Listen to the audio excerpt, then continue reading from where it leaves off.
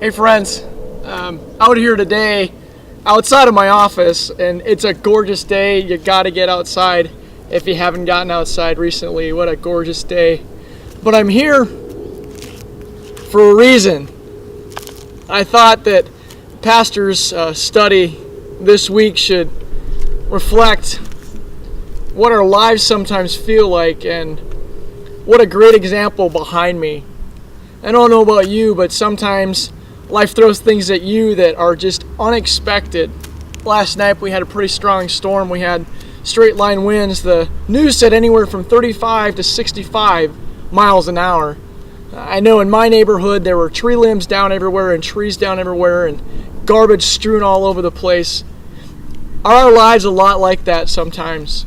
Absolutely. Stuff gets thrown at us that we're not expecting.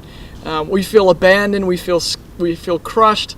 Sometimes we get news, and this week family members got news about disease, and this week family members got news about injuries and people going to the hospital.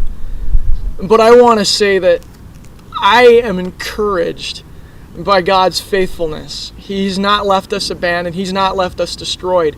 And even though sometimes we feel like this, knocked down, broken, disconnected from everything else in our world, and yet God has not abandoned us. I know this for two reasons. Number one, His Word says, that's the first place. His Word says He's not abandoned us. He says He's never going to leave us. He's never going to forsake us. But number two, and I'm really encouraged by this, is in my own personal experience and others in my life, this idea of this Christian walk, this idea of walking with Jesus day by day and moment by moment and step by step and breath by breath. When we get knocked down, when we get, as the Bible says, persecuted but not abandoned, crushed but not destroyed, when all those things happen to us, do we run to the world? Do we run to substance? Do we run to something?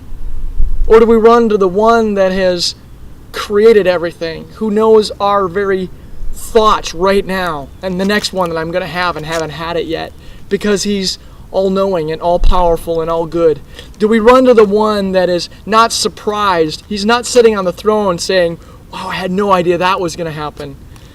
Today I really want to encourage you this week, this next couple of days, before we celebrate on Sunday morning, what God is doing.